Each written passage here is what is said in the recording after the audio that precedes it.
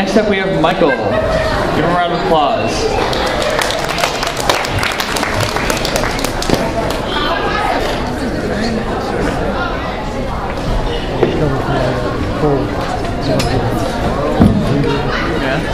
All right. I'm going to perform for y'all something that Leonard Cohen wrote. It's called The Tower of Song. Well, my friends are gone and my hair is gray, aching the places that I used to play, and I'm crazy for love, but I'm not coming on. I'm just paying my rent every day in the Tower of Song. I said to Hank Williams, how lonely does it get? Hank Williams hasn't answered yes, but I can hear him coughing all night long.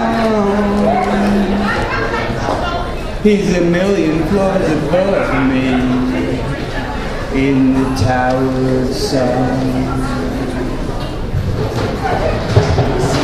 I was born like this, I had no choice. Born with the gift of a golden voice and 27 angels from the great beyond. They tied me to this table right here in the Tower of Song. You may stick your little pins in that voodoo doll. I'm very sorry, baby, it don't look like me at all. I'm standing by the window where the light is strong. They won't let a woman kill you, not in the Tower of Song. And you may say that I've grown bitter, but of this you may be sure. The rich got their channels in the bedrooms of the poor, and there's a mighty judgment coming, but I may be wrong. You see, you hear these funny voices in the Tower of Song. I see you standing on the other side, and I don't know how the river ever got so wide, and I loved you, baby, way back when. And all the bridges are burning that we might have crossed, and I feel so close to everything that we have lost, but we'll never ever lose it again. Bid you farewell, I don't know when I'll be back. Tomorrow they'll move us to that tower down the track, but you'll be hearing from me, baby, long after I'm gone. I'll be singing to you sweet from my window in the Tower of Song.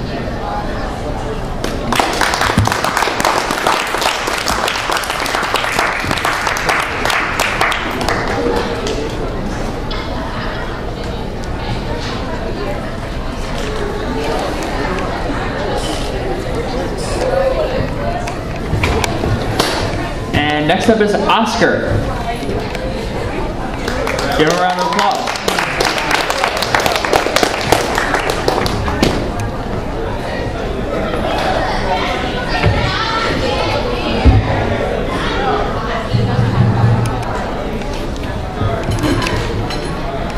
Wonderful. Oh, the other noise. Okay. I never really get used to it. I'm writing a novel, and I'd like to read an excerpt from that novel. It's called Wedding Rings. And this is a little section about a date I once went on with a girl. And I hope you guys enjoy it a lot.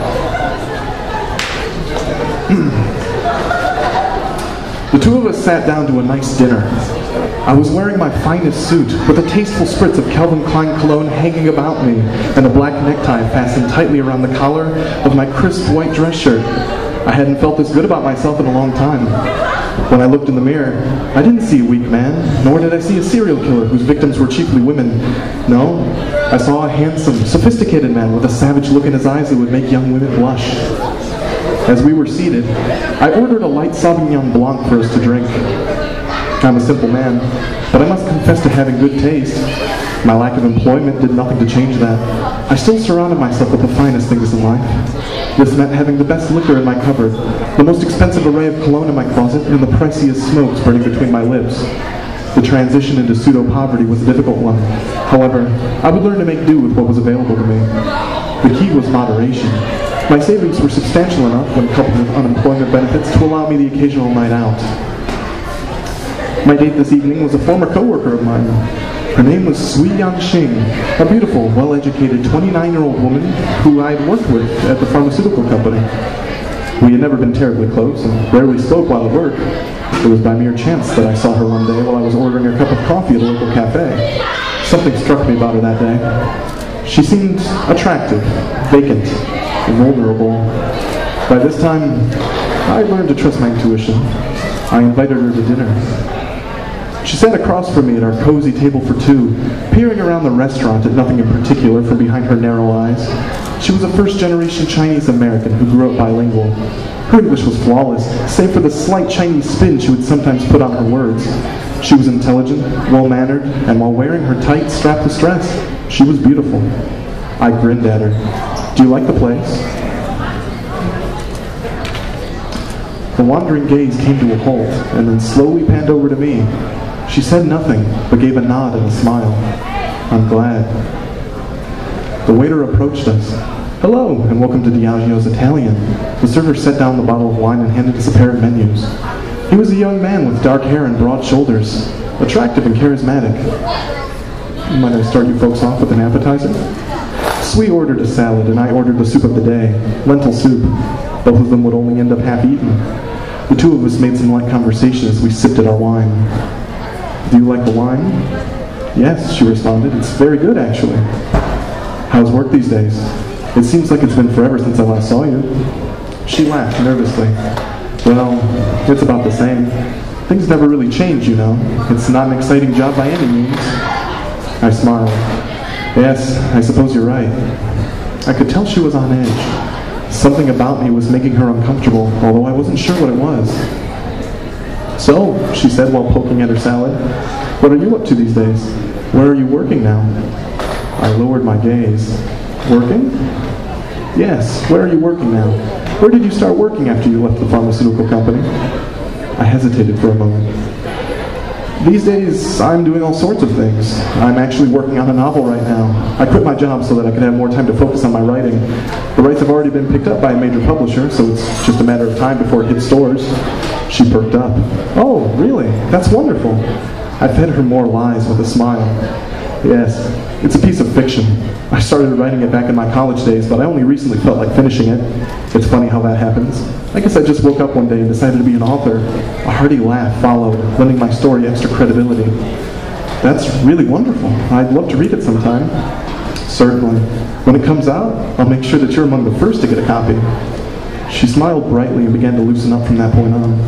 We joked about the monotony of the old office, about our memories of the place, and anything else that came to mind. "You never really came across as an artistic type," she said, laughing. "You always seem to..."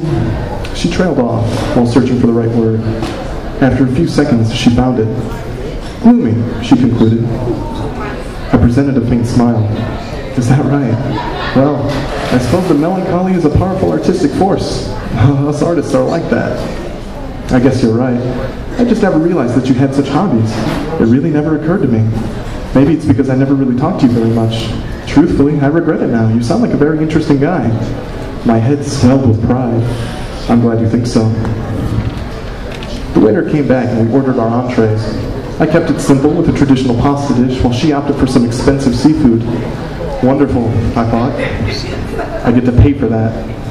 As the waiter left, I noticed her looking at him. This was no normal look she was giving him either. It was obvious that she found the young man attractive. I ignored it. After all, he wasn't the one eating dinner with her.